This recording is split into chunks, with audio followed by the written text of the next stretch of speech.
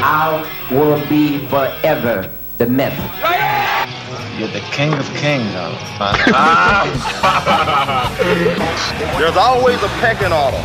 The little packers never mess with the big packers. So I'm a rooster, and he's a chicken, so to speak.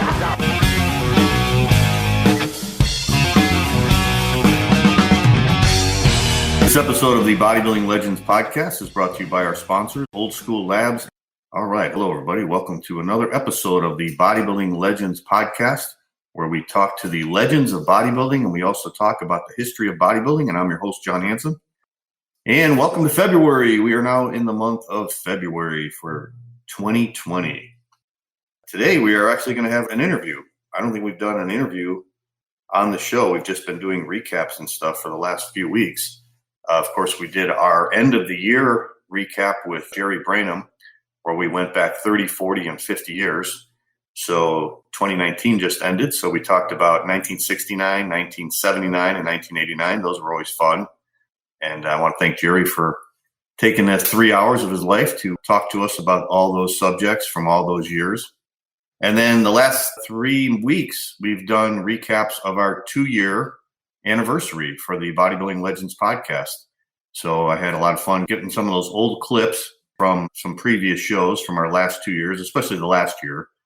And so today we have an actual interview, as I said, with Roger Schwab, one of our old friends from the show. Roger was the head judge for the IFBB during the late 1970s. So he's got a lot of experience as a judge, and he saw a lot of those great contests from the golden era of bodybuilding up close. And today we're going to talk about a variety of subjects with Roger. One of them is women's bodybuilding. We're going to talk about when women's bodybuilding started back in the late 70s, early 80s, and how popular it was. And Roger was right there during all that time. So he's got a lot of thoughts on that subject. So then I think we are going to also talk about Mike Mentzer, because many of you may not know this, but Roger was good friends with Mike Mentzer. They both grew up in Pennsylvania. And Roger actually trained with Mike many times. And he trained with him right before the 1980 Mr. Olympia, before Mike left for Australia, which was his last competition ever. So we got a really interesting conversation coming up with Roger Schwab. And I think we're also going to talk about the last year of 2019 and the passing, of course, of Ed Corney and Franco Columbu and Josip Wilkosch from Germany. So that's going to be a really interesting conversation with Roger Schwab that'll be coming up in a minute.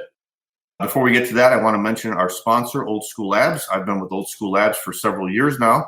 This is the supplement company that draws on the wisdom of the golden era of fitness and bodybuilding to offer unique supplements for the discerning athlete. Old School Labs is the only brand that I use, trust, and associate my name with. It's the brand I used to win the Natural Mr. Universe in 2012. You may have heard of their award-winning fat burner called Vintage Burn. It's the world's first muscle-preserving fat burner. Or Vintage Blast, which is their 2-stage pre-workout, or Vintage Brawn, which is the triple protein isolate powerhouse. It's packed with eggs, milk, and beef protein. Their products have no proprietary blends, no artificial flavors, colors, or sweeteners. Old School Labs is also the home of 1983 Mr. Olympia Samir Bannout and bodybuilding legend Tom Platz. So use the discount code LEGENDS12 and you will get 12% off your order when you go to oldschoollabs.com. Old School Labs, supplements that make sense. All right. What else is going on, guys? I am back in training. It feels great to be back in the gym. I'm getting in shape. Lost a little bit of fat this last month, so I hope your January went good also. I have to mention my seminar that I've got coming up. It's in 7 more weeks. It'll be March 21st and 22nd. If you're on my YouTube page or my Facebook page, you can see I made a video promoting the seminar. It's going to be a 2-day seminar. It'll be here in Tampa, Florida, where I'm at the Powerhouse Gym. As I mentioned over the last couple of weeks, this is going to be a combination of a classroom setting with in the gym training. So if you are into training and you want to learn about what makes a muscle grow and the best way to put together a workout routine and how important recuperation is and how to do the right diet for whether you're trying to gain muscle or lose fat and hold on to your muscle, this is the seminar for you guys. I've got over 40 years experience, so looking forward to this extensive 2-day seminar. Of course, I've been doing seminars since the 1980s, but I've never done like a real extensive 2-day seminar, which is going to be probably like an 8-hour, 9-hour day for 2 days. So it's going to really be great. So if you're interested in signing up for it, we are going to limit the class size to only 15 people because when we do the in the gym training, I'm going to be training each person one-on-one. So I'll have a couple people helping me out, of course, setting up workout stations and everything. But I'm going to make sure everybody there gets my individual attention. So we cannot have too many people. So we're going to limit it to 15 people. So if you want to get your spot and you want to sign up, go to johnhansonfitness.com and you can just sign up right online. And like I said, it'll be in Tampa, Florida on March 21st and 22nd. I'm not sure where you guys are at, but Tampa in March is beautiful because it's the warm weather, the sunshine, but we don't have that humidity that comes in the summertime because in March, the humidity is still really low. So it's a great vacation spot. You guys can come out for hopefully a few more days than just the seminar. So that is the big news in my life right now. I'm just promoting that. We've got the John Hanson Fitness Challenge going on right now. So all the people who joined up for that, I think they're now in their second week. So I check in with everybody every week, once a week, to make sure everybody's on track. And man, some of these people made some great progress in only 1 week. One guy lost like 3/4 of an inch off his waist in 1 week. So I know some of that happens when you first start a diet and you haven't been on a diet in a while, but great start for a lot of these people who are in it. So it's going to be a win-win situation for everybody involved. So I'm glad to see we had so many people get into that. I did another interview with Dave Columbu this week for his RX Muscle Show. We talked about the rivalry between Frank Zane and Franco Columbu, because remember the last interview I did a few weeks ago, we talked about Arnold versus Sergio, which got a lot of hits. A lot of people, I can't remember how many thousands of people watched that video on YouTube. So this one, we're talking about Franco versus Frank Zane. So I talked about all the contests they were in together, all the Mr. Olympias, and how Frank used to beat Franco quite regularly back in the NABI universe before they both started competing in the Olympia. So it was an interesting conversation, and that should probably be up on RX Muscle on YouTube, on their YouTube channel, probably this week. So look for that.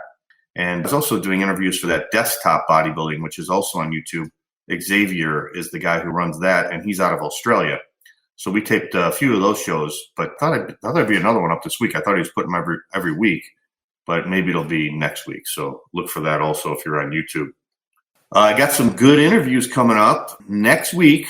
Keep your fingers crossed. I'm not going to say who it is right now, but if you listen to our interview with Roger Schwab and you listen to the end of the interview, at the end of the interview, I'm going to announce who it is. So you got to listen to the interview with Roger Schwab, and at the end of the interview, I'm going to announce who our guest is next week. You guys will really be surprised. So check that out. Don't cheat. Don't fast forward to the end of the interview, but just listen to the interview with Roger Schwab, and when it's over, you'll hear it.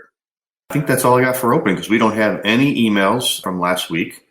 Hopefully we'll get some emails for this show. You want to email me about anything, about any guests you want to hear, or any comments you have on the show, just email me at naturalolympia@gmail.com.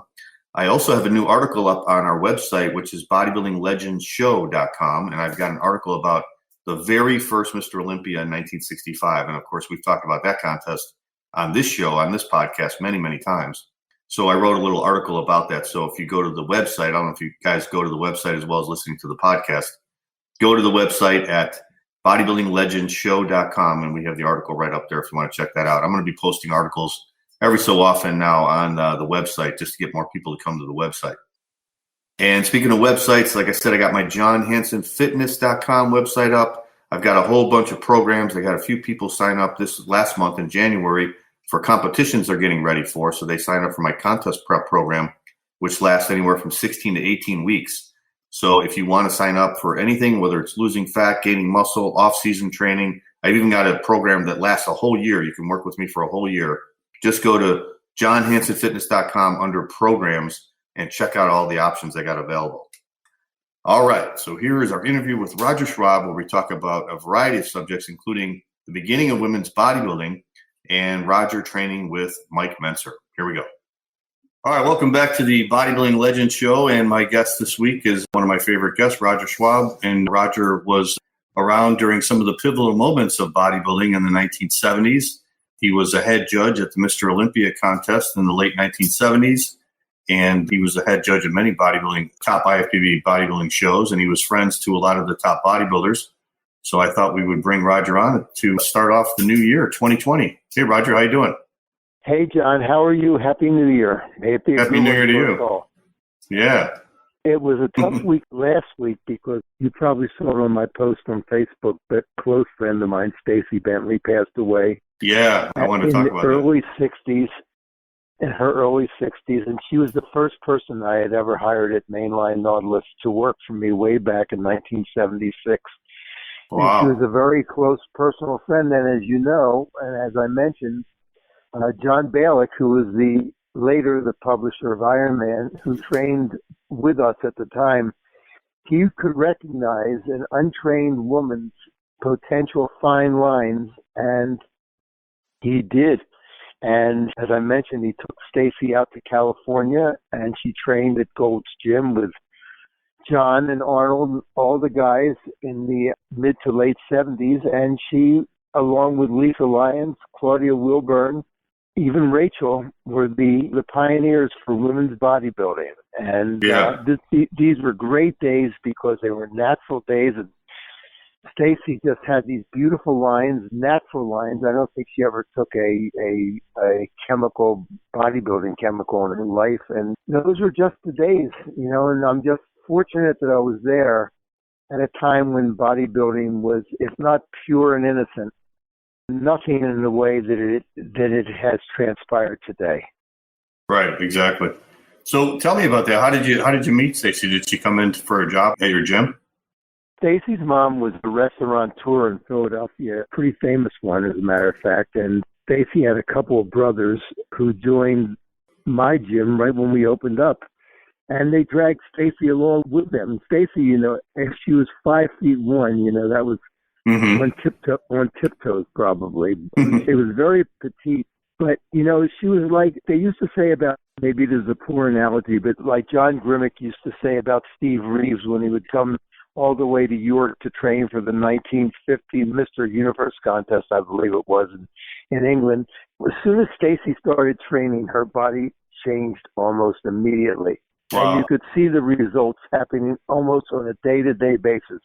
The little bit of baby fat all of a sudden disappeared, and these beautiful lines. And I would recommend any of your listeners, if they're paying attention to this at all, to maybe Google Stacy Bentley, and you can see what women's bodybuilding looked like really in the late 1970s, when it was really in the pure infancy of the sport.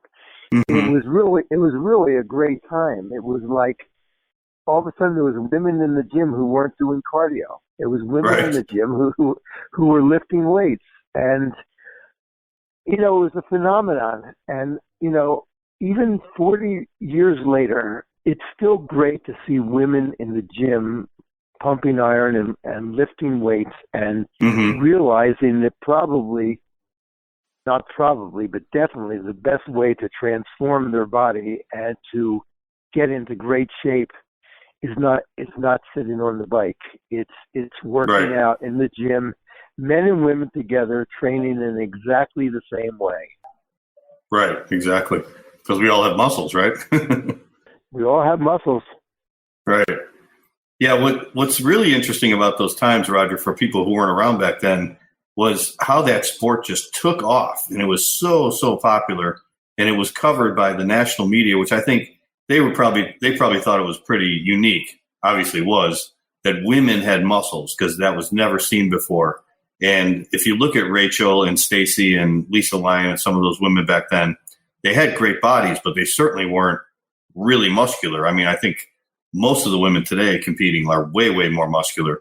But it really caught on, and it really took off. The national media loved it, and pretty soon these events were being covered on national television.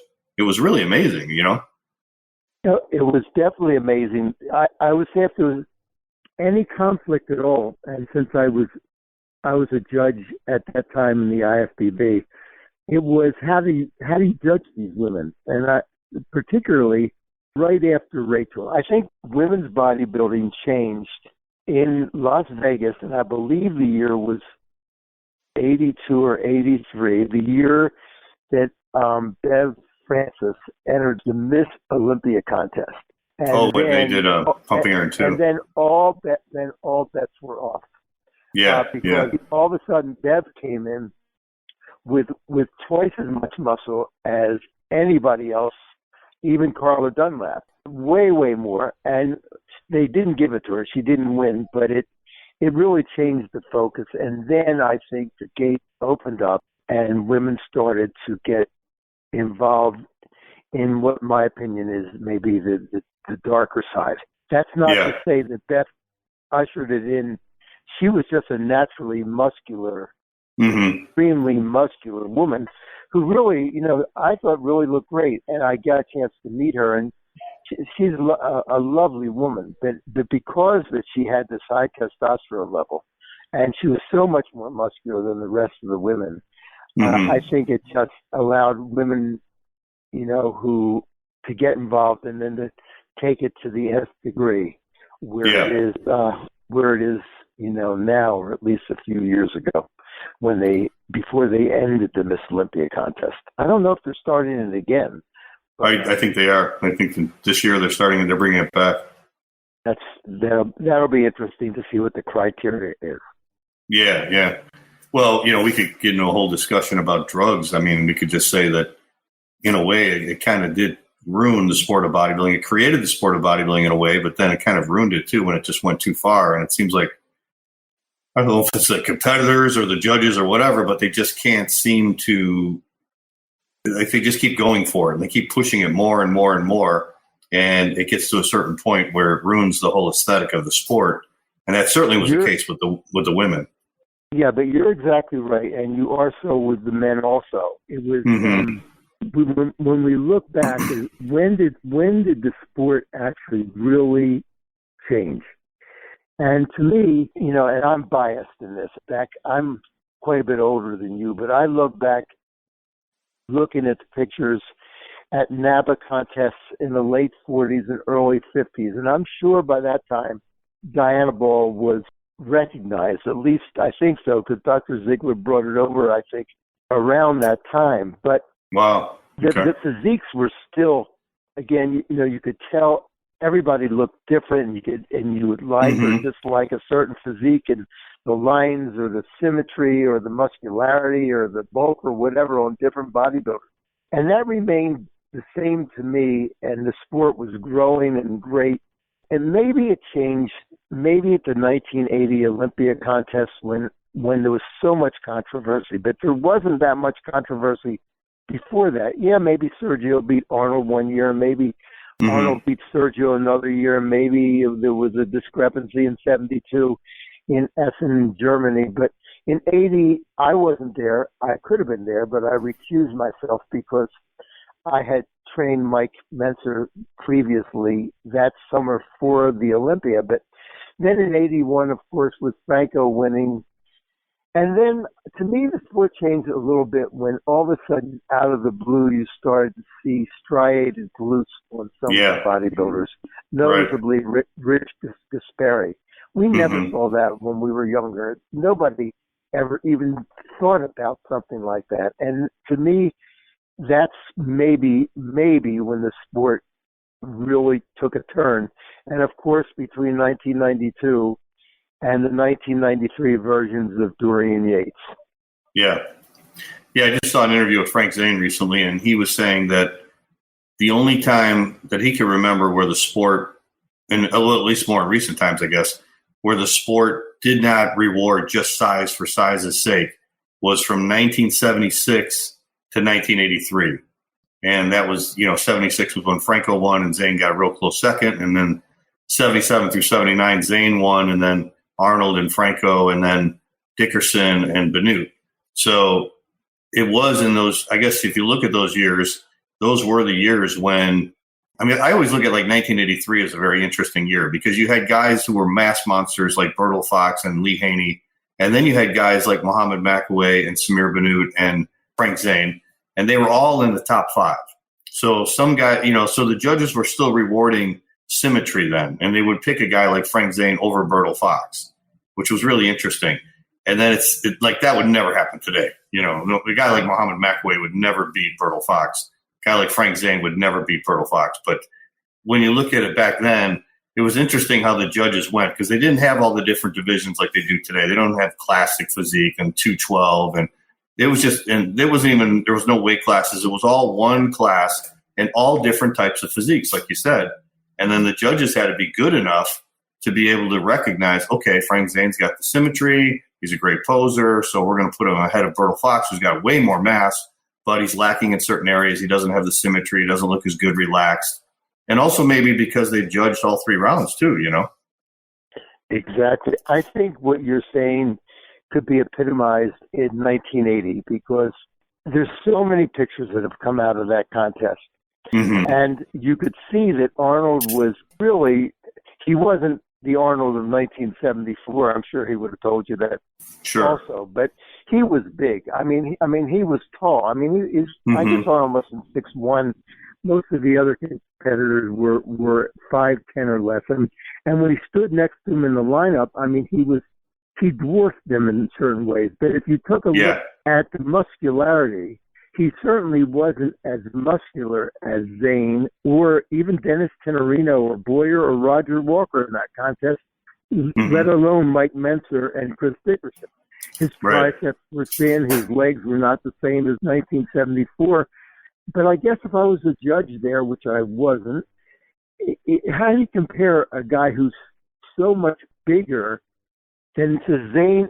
Arnold was probably 225 pounds. Yeah, that's probably what I was 10 saying. or 15 pounds off of his best weight. And Zane got hurt before the contest.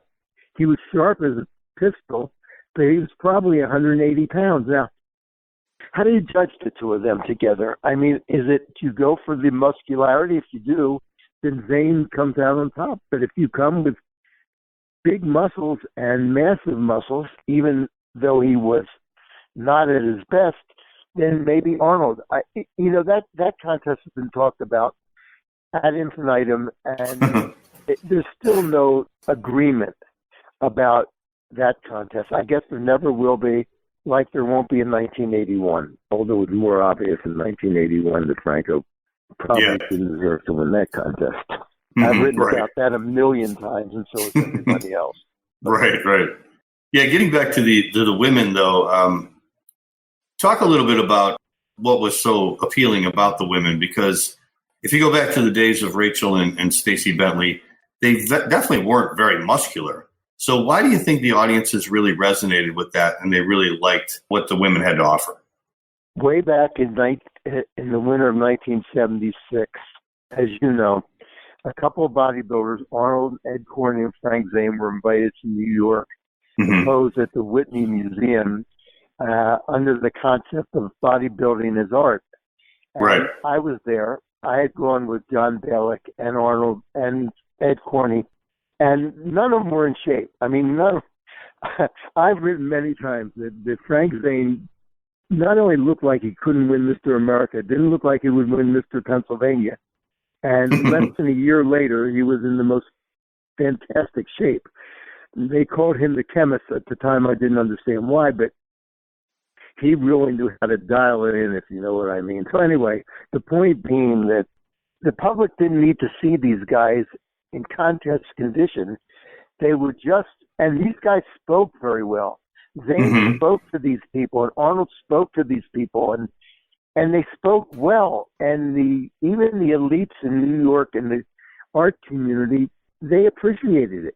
And then when Lisa Lyon, who was really the first of the beautiful women who was adorning Gold's Gym, got photographed by this Robert Mapplethorpe, who was one of the world's most renowned photographers, it was a phenomenon. It really was.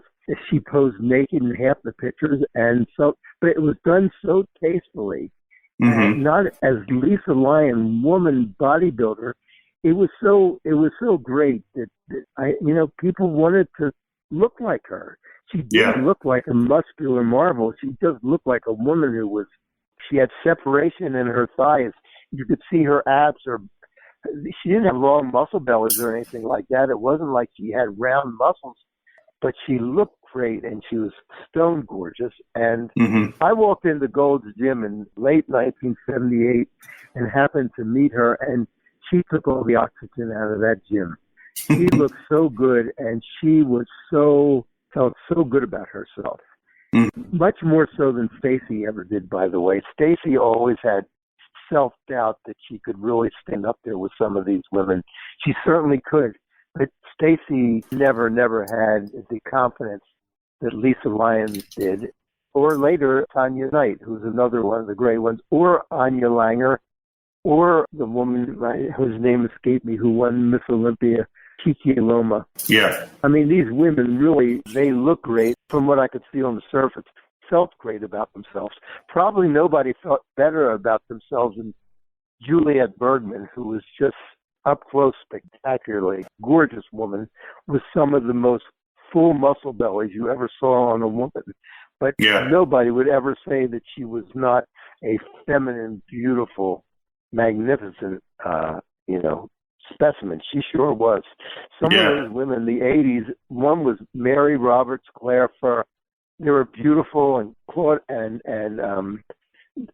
just all of them were really something else. Candy Sensitive. I mean, they were beautiful, strong women. Carla Dunlap. It was great times to be around them. Yeah, so it seemed back then they definitely developed their bodies, and I think maybe the appeal in the beginning was, hey, these are beautiful women who have muscle, and that was, for the media standpoint, I think at least, this was really, really unique, and we never saw that before in the history of time. And that's why it caught on. Yeah, and that's why it really caught on with the media. But it seems like the beginning of the women bodybuilders in the 70s and 80s, before they got too heavy into the stuff, they were developing beautiful physiques, but they were also, I think, pioneers in the case of posing, because women, I guess, are more artistic overall, or just maybe more in tune with that type of the sport. And they were really, really effective posers, and they really brought a lot of variety into it and entertainment. And it was just a whole different than the men were doing. Exactly. You're correct. They were much more artistic. Although Ed Corney and Chris Dickerson, they could be a match for anybody the way they posed also. Right. But then you had the real heavy-handed bodybuilders who came up there and stomped their foot down, like Bertel. Bertel threw most muscular poses. That's what Bertel did. Yeah. He had such thick, heavy muscularity, you really didn't care. I remember one night I wrote in Ironman that Porter Cottrell, who had a wonderful physique, more of the, I guess, the John Hanson type of look, muscular guy, not overly crazy, but really a beautiful physique. And he posed at the time to Over the Rainbow, a very slow song, and he kind of deflated when he went along. I mean, it could have been good, but it just didn't match the man. He needed something more dynamic, and and I wrote about it because it was my honest opinion. I stated, this is just an opinion from one judge who saw it. And, gosh, there was no internet at the time, but I got some nasty mail back. It was just part and parcel of being a judge at the time, though. I was respected strictly because I was honest and approachable. And every one of those physiques, both men and women, knew that after the contest that I didn't run out. I stayed and I listened and I took the criticism and I made my point. And you could like it or if you not like it, but it was always honest in a subjective sport. Speaking of posing, I remember when I was in Chicago, I used to judge a lot of shows, NBC shows, and Mario Saline came in. Remember she lived, didn't she live in Hawaii? Was she from Finland originally? Or? Yeah, she's a beautiful woman. Yeah, and I didn't really know much about her. Of course, I knew who she was because I read the magazines, but I don't think I ever saw her in person before. And she came out and she did this posing routine that floored me. I mean, to this day, it's one of the most memorable posing routines I ever saw. I don't remember what music she posed to, but it was just so beautiful. And the way she moved her body and the poses that she did and the way she interpreted it to the music, I was just floored. I mean, I stood up and applauded when she was done. It blew me away. And it just really showed what posing could do, the potential that posing could be. Of course, you mentioned Ed Corney and Chris Dickerson and Frank Zane, some of the other great posers in our time, McAway, Labrada. But it's just really a shame when we look at bodybuilding today and we never see that kind of posing anymore. I mean, I don't think I went to the Olympia last year and I didn't see one guy that even came close to that level of posing. I'm curious. if you went to the Olympia this past year, Mm-hmm. what the most exciting moments of any contest, especially an Olympia contest, is the initial walkout of the competitors when they first walk out on stage. At least it definitely was for me throughout the 60s, 70s, and 80s when I was involved.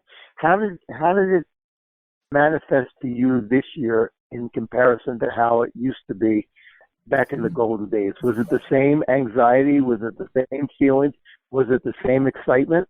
How did you feel about it? Well, actually, Roger, they don't even do that anymore. They don't bring them all out like they used to. I used to love that when they did that. Now they just say our first competitor, and the guy comes out. They don't do the relax round. They just come right out and do the mandatory poses. And it's really not even the mandatory poses. They just have like about a minute or so to do whatever poses they want to do. But most of them just do the mandatories, double bicep, lat spread, side chest, rear double bi, abs, most muscular. They're throwing in one or two other ones. But they don't bring everybody out until everybody's come out individually. So you don't know what everybody's going to look like till they come out. But what do you think factored into that decision by the IFBB to do something like that? I don't know. That to me, that I didn't know that, obviously, and that to me is a real turnoff. Because I remember I used to love when they all walked out. It was so exciting. So did everybody else. I mean, the judges, the fans, the photographers, everybody. And it was amazing because in that first 30 seconds, mm-hmm. you had a definite idea who was dialed in and who wasn't. Right. Yeah, it took about 30 seconds, right. I mean, we just looked down the lineup and you could pick your top five right away. Just about. I remember Haney used to pretty much win the show in the first minute. When they walked everybody out, he was taller, bigger, wider, with a smaller waist than anybody else. And it's like, wow, there's a show right there. You could tell he was going to win. Yeah, Boyerko, I wrote today, as a matter of fact, and somebody who I was answering a question to online said mm-hmm. a long time ago, it's not realistic for people to expect a professional bodybuilder every year that they would come out on stage to be an improved version. Yeah. And he was right. It's honest and it's correct. I don't remember exactly the year. It was the late 80s. I guess I covered it in Ironman, but Lee Haney walked out and he was definitely improved, quite a bit improved over the previous year. And so I had to say Boyerko was probably correct in his assumption, but this was an aberration of that because Lee Haney did improve. And boy, when he was dialed in, he was the head of the class. He was against some tremendous competition all those years. Yeah, I wish they would, some of these guys today, especially some of the younger guys, I wish they would kind of go back in history and learn about some of the posing. And they don't have to copy Mohamed McAway or Lee Labrada. They just have to do their own thing. But they should definitely be inspired by guys like that and figure out a way to bring that inspiration to the stage and put together a routine that's going to be something really fun and artistic and beautiful to watch. Man, just unfortunately, most people just don't do it. I think they just do what everyone else does. They just go up to that level and no one ever takes it to a different level.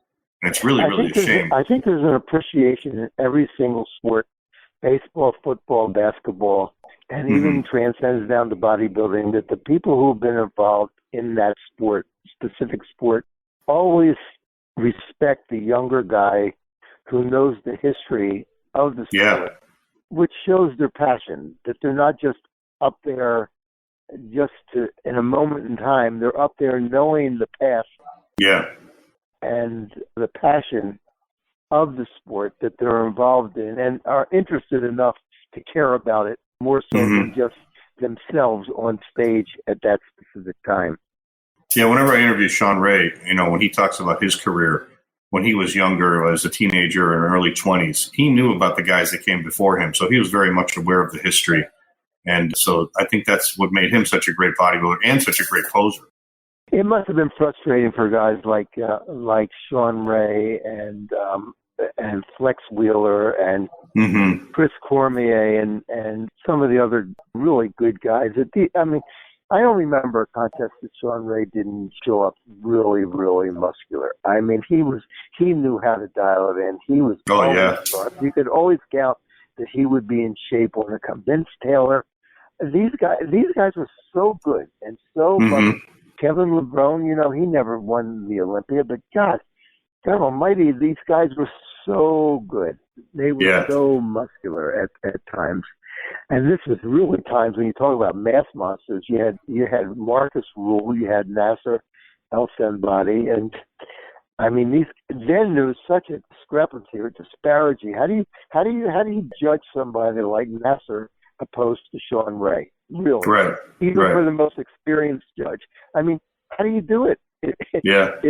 I'm glad I wasn't judging contests back then. Although at the time that I was doing it, it was always intriguing and it was always exciting. And you had your favorites, but you really tried to be objective. And you didn't always make the greatest friends. Mike Mentzer, I trained previous to the 1980 Olympia that I recused myself, but I had trained with Mike all through the 1970s, and I was there in 1979. He really trained hard for that contest, and he really believed that he beat Zane, because he outweighed Zane by 30, I don't know, 25, no, maybe 20 pounds. And there was nothing wrong with his contest condition, but Zane was the more professional that night, and Zane brought it all in the posing round when he really outdid himself. And Mike, in his haste, being his first Olympia, sped his routine so fast and threw the poses so quickly that Zane just performed like a pro and Mike was an amateur. But after the contest, Mike wasn't happy with me, and I told him the truth. I think he learned from it, to tell you the truth. It was 1980, even though I wasn't there, I had seen him 2 weeks before, and boy, he was in the best shape of his life. Now, whether he flattened out when he got to Australia, like some people said, maybe so, but he certainly wasn't flat in Philadelphia and before that contest. He was muscular and really the best I'd ever seen him. You never can tell. You just never can tell the day of the contest. Sometimes they miss it. Sometimes they're on the mark. I'm glad you brought that up, Roger, because I wanted to ask a little bit more about that. All the conversations we had, I don't think we ever talked about you training with Mike Mentzer, who's one of the most iconic and popular bodybuilders ever in the history of the sport. So how did you first meet Mike Mentzer? Mike, back in the early 70s, wanted to go to med school and become a psychiatrist. A friend of mine was a psychiatrist, and he knew Mike. And Mike at the time was he was in Maryland. He was in the Air Force Reserve, if I remember, and he was going to school at the time. And we met. I drove down to Maryland. I think it was Spartanburg, Maryland. I forget the name of the gym, but that was the first time I ever trained with him. We didn't know each other, but we shook hands, and we didn't hit it off the first time. Right then, we became instant friends. I trained with him, Mike, Gold's Gym. I trained with him in Philadelphia. I trained with him in Maryland, and every time we ever trained together, always asked for, and he always did, the same workout. I wasn't around. He trained differently, according to the magazines, and according to Casey, who was another friend of mine. When Casey went out to meet Mike and Ray at Gold's Gym in 1979, they trained a completely different way than he ever trained with me. But when he trained with me, he preferred Nautilus machines, and that's what we did. I will say in advance, I trained out in Gold's Gym and watched Arnold train, and Draper and Zane and Roger Callard and Denny Gable and all the great guys. Everybody trained to the way that they thought they were going to get results. It really, to certain people it was the tool, and to certain people it wasn't. And, certain people just made results and whatever they did. Arnold grew, Draper grew, they used barbells, they used machines, they did everything. But these guys, as you know, if you have that potential and if you train hard, no matter what the tool, you're going to stimulate a response. And especially in those days when the drugs were just coming into fashion, they weren't in shape all year round, but contest time, they knew just what to do. Yeah. But if you're specifically with Mike, he liked a type of training called free exhaust training, where you work the muscle in isolation, or as much in isolation as you can, and immediately followed it up by a compound exercise that brought in the targeted muscle and other muscles to help that targeted muscle train deeper into failure. That's how he liked to train. Contrary to what the magazine said and his book said, at least with me and the way he trained at Mainline Health and Fitness prior to the 1980 Olympia, and we had every type of equipment. We had Nautilus, we had Cybex, we had thousands of pounds of free weights. This is the way he chose to train with Nautilus machines, the only exception being a barbell squat. What body parts did you train with him? Did you train everything with him? Mike Mentzer, every single time I trained him, or I shouldn't say trained him, I counted his reps. I was there. And the times that I trained with Ray Mentzer, and the one time I trained with Casey Theater, and the one time I trained with Danny Padilla, they all trained that way. They wouldn't rest, and they worked their whole body. They worked their legs, back, shoulders, chest, arms, and very rarely their abs. Now, I've read how you train in your life, and you don't do things at all like that. And either did Arnold, and either did most of the bodybuilders. But he did. And since you asked me specifically, this is the way the man trained. He didn't rest during his workout, except momentarily. He trained very, very hard. He wasn't as strong as Ray, and Ray wasn't as strong as Casey. But all three of them were tremendously strong. When he went to California, when Casey went to California in the fall of 1979 and trained with Mike and Ray, they didn't use hardly any Nautilus machines. They did mostly free weights and mostly partials. Mike told me about a month into it, he was sore in his joints, and that's why he stopped doing it. Ray and Casey were both bigger than Mike was, and they were thicker in their bones, especially Casey, than Mike was, and I don't think that they ever got hurt. But the time Casey trained with me, he went through the exact same workout that Mike did. I mean, they trained their whole body, and they used machines, and this is the way they like to train. Amazing. So give me it is. I didn't know that. Give me an example of like an exercise combination Mike would do, like maybe for chest. I'll tell you Mike's exact workout, how I remember it today. Mike would start with, there was an old machine called a Nautilus hip and back machine, where you lay on your back and you put your legs down. It kind of worked basically the major muscles of the glutes. But when he didn't do that, he would start with a leg press, then do a leg extension, then a barbell squat, and he wouldn't rest. Then he would do hamstrings and calves. So he would do, when he was doing legs, Roger, he would do all three of those together? Leg press, leg extension, squat? Not only did he do them together, but in 1980 when I trained him, he trained 3 days a week like that. Wow. Now, he stayed at my house for a period of time, and if Mike was taking any injectables, I never saw them. I know he took orals, but injectables, I never saw it. But other people in the gym, and there was hundreds of us around, John Balick was around. I mean, there was a lot of people who watched these workouts. Anybody else who tried to do the workouts couldn't do it. Nobody else could do it more than once or twice a week, but he could do it 3 times a week. Wow. Why? Was it because of the chemicals or because of his drive to be Mr. Olympia? Whatever it was. Another interesting tidbit I can tell you is that Mike always carried a slight bit of what they say water, but I say body fat, right below his navel. That was his one area. But when I trained him before the contest, or when we trained before he left back to California to go to Australia, that was completely gone. And that's why I said to him, you're going to win this contest. And if you don't, you're going to be the most muscular man in the contest, because I don't know. I can tell you, John, it's the strangest thing. If I hadn't recused myself, I think the whole history of that sport would have changed. It's ironic, the little things in life happen, and I did the right thing, and I don't ever second guess myself. It wouldn't have been fair, because I don't think I could have been objective. I think I would have been biased for him. And I liked Arnold, and I liked Roger Walker, and I knew all these guys. But I think it would have been different if I was there, but I wasn't.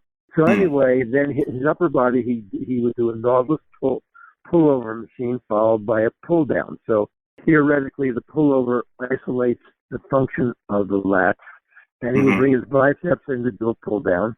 He would do what they call a pec deck, what knobless call an arm cross, and go right into a decline press. And then he would work traps by doing shrugs, and then he would do lateral raise and overhead press, and then he would do biceps and chin-ups, triceps and dips.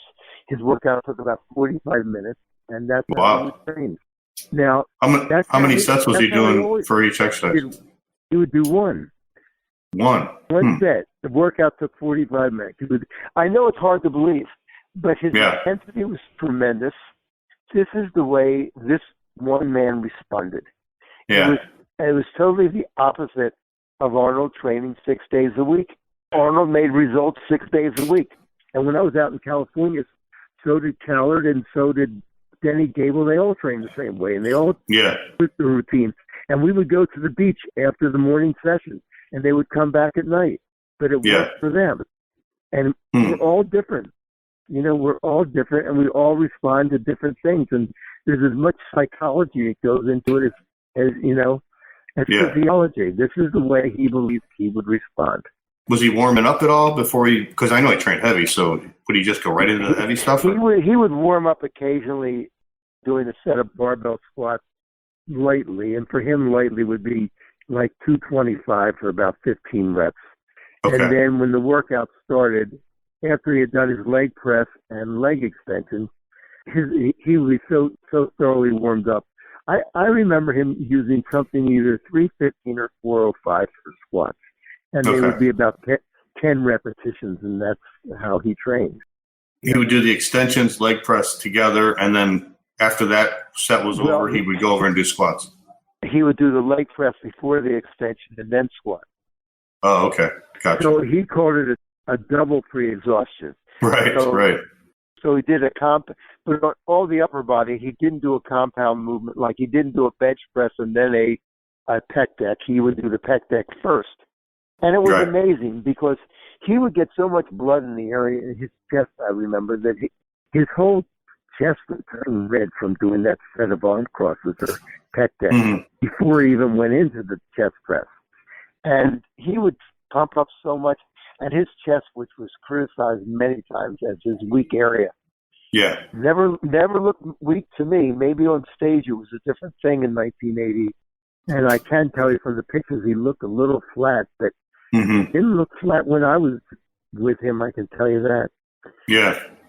Now, when he's doing these pre-exhaust supersets, and did he take it to failure? Like, would he do force reps, negatives, or would he just do like a positive failure? He used to always talk to me about rest pause training, that he really liked to do rest pause, but I never saw him do it.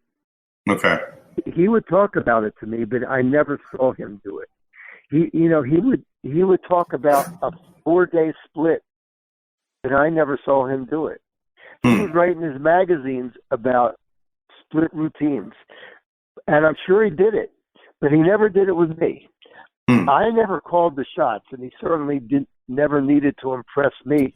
We were just friends. I mean, we hung out outside the gym.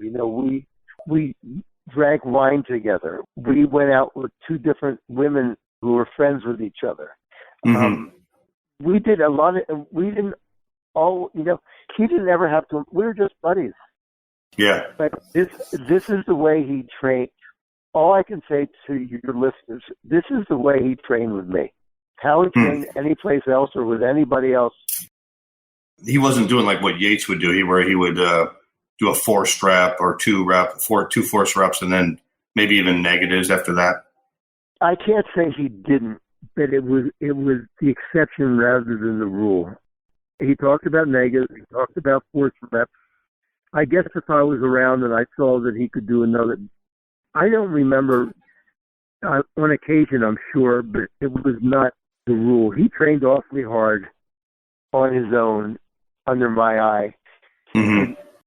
He talked about it and he wrote about it, but I didn't see it a lot. I certainly never, ever saw him with me do rest pause training like I know he said he did with his brother.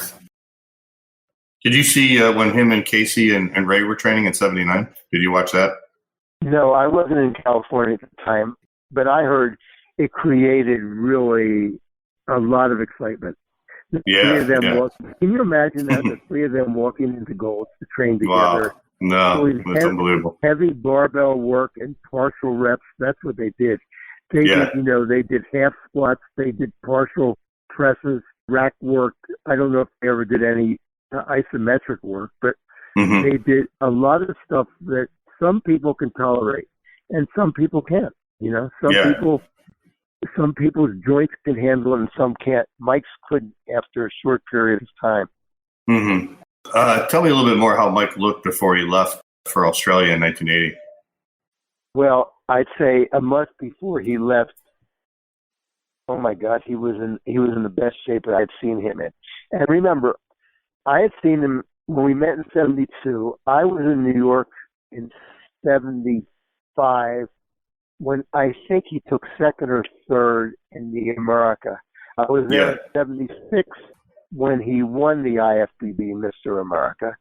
I saw him in '77 when he was great. I saw him in '78 when I was sure that he was going to win the Mr. Universe. And he lost to Roger Callard, who I knew Roger Callard also because he trained in a small gym in Philadelphia, and I seen him train. Roger Callard made tremendous results. You're talking about Cal? I meant Cal Scott. Yeah, Cal okay. Scott. Cal made tremendous results, and quite quickly, especially in his upper body. And with Cal Scott, you could see really how genetics came into play. He had very long muscle bellies in his pecs and his biceps, and they grew like a weed. But his vastus lateralis was somewhat short, and his legs got developed, but they were nowhere near his upper body. So I was surprised in '78 when Mike, for I guess it was '77, that was the year that Mike lost to Scalic, and came back again in '78, and he won with a perfect score.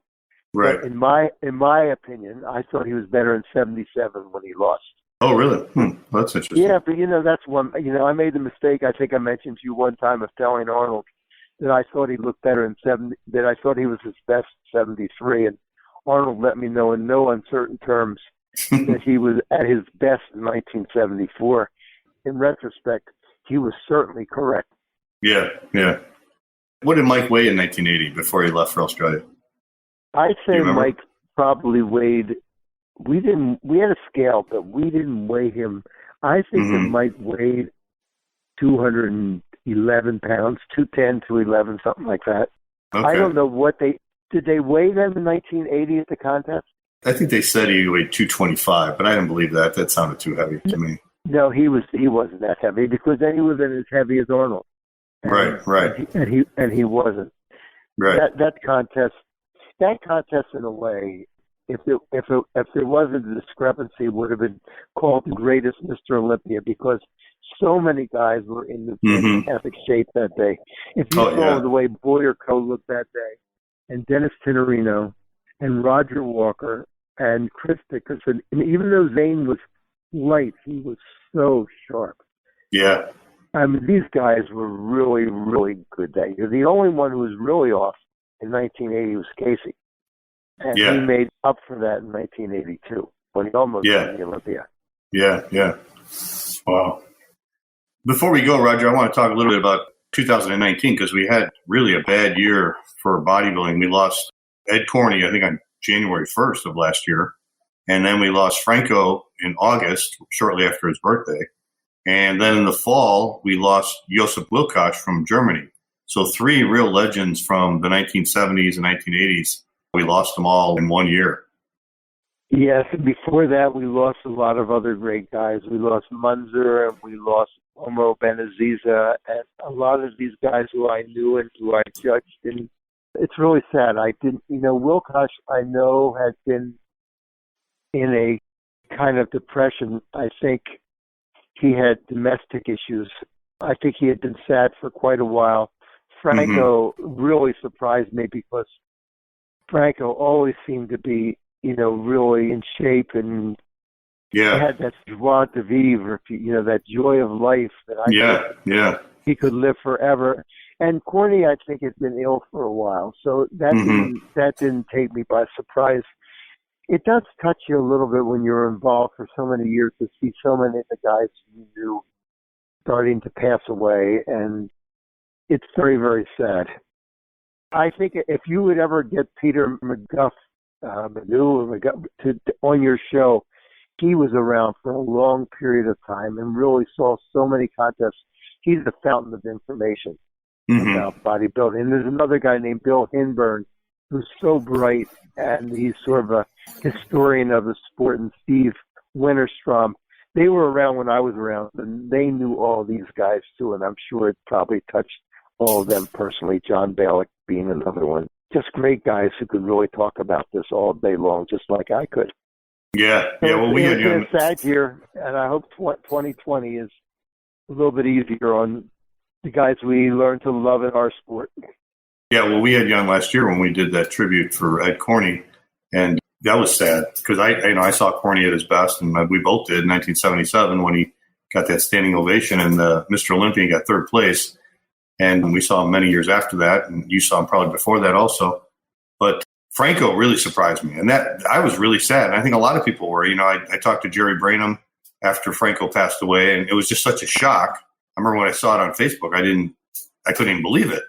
And then I learned that he drowned, and it was really, really sad because I grew up with these guys, and I saw Pumping Iron when I was 14 years old.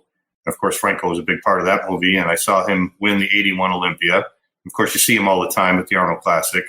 He's just a legend, he's just one of those golden era legends. And I was really, really shocked when he passed away. A lot of people can get mad at the internet for an awful lot of reasons, but I looked at it like on my Facebook page the day after or several days after Franco died, to write my recollections, specifically one evening that we spent together and talked. And it drew a tremendous response from a lot of the guys in the game, just like I did several weeks ago when Stacey Bentley passed away. So sometimes you can use the internet and Facebook or however media you use to tell a story that's accepted and it's not controversial by anyone. And you can make a good thing out of something that's not always so advantageous. But Franco, that was a very sad thing for me because I remember before 1981, that contest that I judged that Franco won when I was the head judge, I had seen him in Philadelphia earlier that year. And that's what my eulogy to him reflected, a night that we spoke before that contest. And he was so excited to come back and over a glass of wine. And I was so happy for him. And he came to the contest, and the first moment he came out, I said, this is not going to be his night. It was really a shame because he trained so hard for it. It's it's not like he was small. He was very, very muscular, but he was just balanced. I mean, he had the gyno in one pec and his legs through no fault of his own. Through the contest where, he broke his leg carrying the refrigerator, the strongest man. He did tremendous things with his body, but it was not to be that night. And so it was bittersweet when he won that. I felt great for him, and I felt bitter for the sport, to tell you the truth. Yeah, and a lot of people remember Franco from that 81 Olympia, but when he passed away, I wrote an article about him, and I went back and I looked back at his whole history. And back in the early 70s, like 1970, 71, 72, he was so good, man. He was just unbelievable, and he was winning everything. He won the IFBB Universe, he won the World, he won the Mr. International when they had it in Tijuana, Mexico. He won the Mr. Europe. I mean, he was a little guy, 5'4", 5'5", and he was beating all these big guys in open contests. But he had a look that was just so unique back then, especially. He was so dense and so thick and so muscular. I don't think anybody else had that look. And he had his weaknesses. I mean, his legs were never as shredded or as separated as his upper body. But God, this upper body was just so dense and thick and ripped, and just so thick. He really was a great, great bodybuilder, especially when you look back at him when he started. I think if I have one regret in all the time I was involved was that I never attended a Napa Mr. Universe contest because the stories of the competitors coming back home, for the most part, were They were very, very professional. They were on the up and up all the time. And before the Olympia, you would see tremendous fields of competitors. And in the early 70s, you would see Franco competing against, Chris Dickerson, and he would compete against Pierre Vandensteen, I believe, and a couple, even Ricky Wayne, I think. They would go to London that one time a year, and the contests would, they'd have great guys in each of the three height classes in the amateur, and anybody could win, and they were great contests. I never was there, and I saw the reports and I saw the pictures, but it never takes the place of being there. Yeah, right. Yeah, sad year. We lost a lot of great guys. So Stacy Bentley died right at the end of the year, right? So wasn't that like December 30th? Stacy passed away on the 30th of December is correct. Yeah, it's a shame. I guess it's all part of life, though, right? I mean, as we get older, it's going to happen more and more. Yeah, it is. Well, it's wonderful talking to you. I enjoy these, and you call, and I'll be there for you. I respect what you're doing, and I hope that your listeners respect what you're doing, and it really adds on to talk back about what was truly the golden era of bodybuilding. Yeah, it's always great talking to you too, Roger. And I think I said this before. I used to read your articles in Iron Man when I was a kid, so it's really great that I get to talk to you all these years later, one-on-one, and we get to talk about those great days of bodybuilding. Well, I'll always be there for you. My best to you. Keep on training hard. I think you look great. Once a year, you try to hit your peak once a year, and you seem like you're able to achieve it. So yeah. Thank you, Roger. I appreciate it. Thanks for your time. Bye-bye, John. All right, take care. All right, thanks for listening to another episode of the Bodybuilding Legends Podcast. Thanks to our sponsors, Old School Labs and Florida Alternative Medicine, for sponsoring another episode of the Bodybuilding Legends Podcast. All right, you ready, guys? You ready for it? Next week, our guest will be three-time Mr. Olympia, Frank Zane. We will see you guys then. Take care, everybody.